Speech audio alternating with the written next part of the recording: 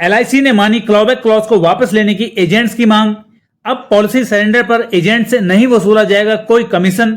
14 lakh insurance agents की हुई जीत। Social media के कई प्लेटफॉर्म्स पर इस तरह के तमाम वीडियोस ट्रेंड कर रही हैं और इंश्योरेंस एजेंट भी इस खबर से बहुत खुश हैं। अलग अलग प्लेटफॉर्म से जो खबर आपको दी जा रही है वो बिल्कुल झूठ और निराधार है, क्योंकि एलआईसी ने क्लॉबैक क्लॉज को न वापस लिया है न वापस लेने की कोई बात कही है, बल्कि अंदर कहानी तो कुछ और ही चल रही है। तो ऐसे में आखिरकार विरोध करने वाले लोगों की भाषा बदल क्यों गई? नमस्कार दोस्तों, स्वागत है आपका आपके अपने YouTube channel the finance reporter में, जहां आपको पर्सनल फाइनेंस से जुड़ी इंफॉर्मेटिव वीडियोस देखने को मिलती हैं। अगर आप चैनल पर पहली बार आए हैं तो बेल आइकन दबाकर चैनल को सब्सक्राइब कर लें ताकि नई वीडियोस के नोटिफिकेशन आपको मिलते रहें। एलआईसी ने 1 अक्टूबर 2024 को ईडा के मास्टर प्लान को लागू किया और अपने प्रोडक्ट्स के फीचर्स में कई बड़े बदलाव किए। इसके साथ ही एलआईसी द्वारा क्लॉबैक ऑफ कमीशन क्लॉज भी नोटिफिकेशन में डाला गया, जिसके अंतर्गत पॉलिसी सरेंडर के मामले में एजेंट से कमीशन वसूल करने की बात सामने आई। इसी को लेकर एलआईसी एजेंट्स इसका विरोध कर रहे हैं। फिर खबर आई कि एलआईसी ने क्लॉबैक क्लॉज वापस ले लिया है। इस खबर ने एजेंट्स को भ्रमित करने और उनके आंदोलन को कमजोर करने की कोशिश की, लेकिन वास्तव में ये एक झूठी खबर है। दरअसल एलआईसी के चेयरमैन ने यह कहा है कि ये क्लॉबैक कुछ नहीं है। उन्हें अपने सर्कुलर में ये क्लॉज इंश्योरेंस रेगुलेटर IRDAI के कहने पर डालना पड़ा। इस पर कोई डिसीजन नहीं होगा। एलआईसी में सब काम सही होते हैं। इसे लागू करने की जरूरत प्राइवेट इंश्योरेंस कंपनी को पड़ेगी। इसी बयान के आधार पर यह खबर फैल गई कि एलआईसी ने क्लॉबैक क्लॉज को वापस ले लिया है, जो बिल्कुल निराधार है। एलआईसी चेयरमैन के बयान पर गौर करें, उससे बहुत कुछ जानने को मिलेगा। जैसे कि उन्होंने कहा कि क्लॉबैक क्लॉज IRDAI के कहने पर डाला गया। इंश्योरेंस सेक्टर से जुड़े सभी नियम IRDAI ही बनाता है और मॉडिफाई करता है। फिर एलआईसी IRDAI के फैसले के खिलाफ कैसे जा सकती है? चेयरमैन सर ने कहा कि इस पर कोई डिसीजन नहीं होगा। अब सोचने वाली बात यह है कि अगर कोई डिसीजन नहीं होगा तो क्लॉबैक क्लॉज क्यों लाया गया है, और क्या IRDAI ने इस क्लॉज को सिर्फ सर्कुलर में लिखने को कहा है, लागू करने को नहीं? एलआईसी में सब काम सही होते हैं, इसलिए इसकी जरूरत हमें नहीं बल्कि प्राइवेट इंश्योरेंस कंपनीज को पड़ेगी। से क्या मतलब है? मिस सेलिंग और पॉलिसी सरेंडर जैसी घटनाएं तो एलआईसी में भी होती हैं। अगर एजेंट ये बता दे कि एलआईसी पॉलिसी में लगभग 5% रिटर्न मिलेगा और पॉलिसी सरेंडर पर पैसे कट के मिलेंगे, तो इतना ही सुनकर अधिकतर लोग पॉलिसी लेने से मना कर देंगे। और वैसे भी कोई भी प्रोडक्ट उसकी खूबियों की जानकारी देकर बेचा जाता है। जैसे आप किसी मेडिकल स्टोर में कोई दवा लेने जाते हैं तो आपको दवा के फायदों के बारे में बताया जाता है, न कि साइड इफेक्ट्स के बारे में। इस प्रकार इंश्योरेंस कंपनी चाहे एलआईसी हो या प्राइवेट, उसके एजेंट्स द्वारा पॉलिसी बेचने का तरीका और उस पर IRDAI के नियम तो एक समान ही हैं।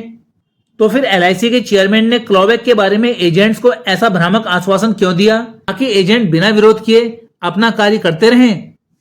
इन सब बातों से ये स्पष्ट होता है कि जब तक IRDAI की तरफ से इस बारे में कोई बदलाव नहीं किया जाता और एलआईसी द्वारा नया नोटिफिकेशन जारी करके क्लॉबैक क्लॉज को हटाया नहीं जाता, इसके लागू होने का खतरा बना रहेगा। वास्तव में जो पॉलिसी सरेंडर के नियमों में बदलाव हुए हैं उसके कारण बीमा कंपनीज को कोई नुकसान न हो, उससे उन्हें बचाने के लिए ही IRDAI ने उनसे क्लॉबैक क्लॉज लागू करने को कहा है। एलआईसी इस क्लॉज को कुछ समय के लिए होल्ड तो कर सकती है, लेकिन IRDAI के खिलाफ जाकर हटा नहीं सकती। वैसे भी IRDAI का नियम सबके लिए समान है, फिर चाहे वो एलआईसी हो या कोई प्राइवेट इंश्योरेंस कंपनी। अब एजेंट का मेन मुद्दा है कि ये क्लॉज हटेगा कैसे। एलआईसी की बात करें तो वो IRDAI से इस क्लॉज को हटाने के लिए क्यों कहेंगे? एजेंट से कमीशन वापस लेने में तो एलआईसी का ही फायदा है। तो फिर ये क्लॉज कैसे हट सकता है? इसका जवाब है इंश्योरेंस एजेंट के द्वारा, यानी आपके द्वारा। एक बात ध्यान रहे कि एलआईसी से इंश्योरेंस एजेंट नहीं है, बल्कि एजेंट से एलआईसी है। आज एलआईसी अपने नए बिजनेस के लिए पूरी तरह एजेंट्स पर ही निर्भर है। ऐसे में अगर एजेंट एकजुट होकर अपने अधिकारों की रक्षा के लिए शांतिपूर्वक आवाज उठाएंगे तो एलआईसी उस आवाज को दबा नहीं पाएगी। क्लॉबैक ऑफ कमीशन का मुद्दा कोई छोटा मुद्दा नहीं है। ये लागू हो गया तो एजेंट्स के जीवन में भूचाल आ जाएगा। ये नियम एजेंट्स के इनकम के सोर्स पर हमले के समान है। परिणाम स्वरूप एजेंट की आय कम या बंद हो जाएगी और वो बेरोजगार हो जाएंगे।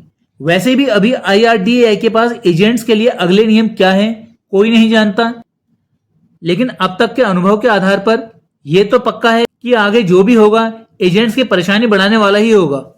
अगर कोई एजेंट ये सोचे कि वो अच्छी सर्विस देगा और अपनी पॉलिसी सरेंडर नहीं होने देगा तो ये उसकी गलतफहमी है, क्योंकि जब कोई पॉलिसी होल्डर पॉलिसी सरेंडर का मन बना लेता है तो फिर वो वही करता है जो करना चाहता है।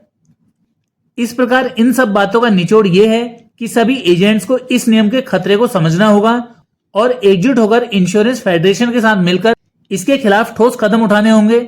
हमारे अधिकतर व्यूवर्स से कमेंट आए हैं कि एजेंट्स को 1 महीने के लिए काम को पूरी तरह बंद करके हड़ताल करनी चाहिए ताकि बीमा कंपनी और IRDAI मुद्दे की गंभीरता को समझें और क्लॉबैक क्लॉज को वापस लें। इस बारे में आपकी क्या राय है, कमेंट करें।